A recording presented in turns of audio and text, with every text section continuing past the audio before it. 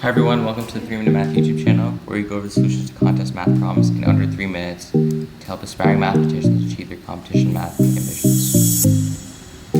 Our next question is from the 2000 AMCA question 4. In 1960, only 5% of the working adults in Carleton City worked at home. By 1970, the at-home workforce increased to 8%.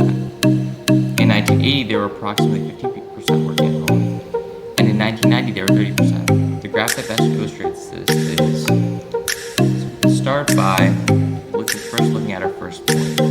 So in 1960, which is right here, for all of the graphs, only 5% of the working adults in Carleton City worked at home. This first graph shows 10.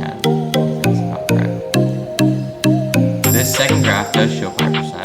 We'll move on to that. This one shows 5% as well. This one shows 5%, and this one shows 5%. Now let's go to 1970.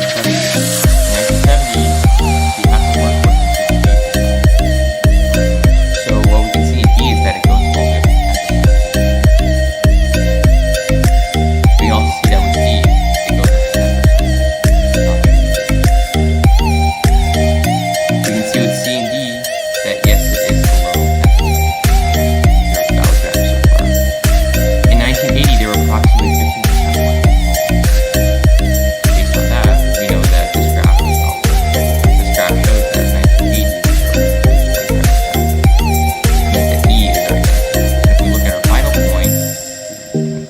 If we look at our final point, 1990,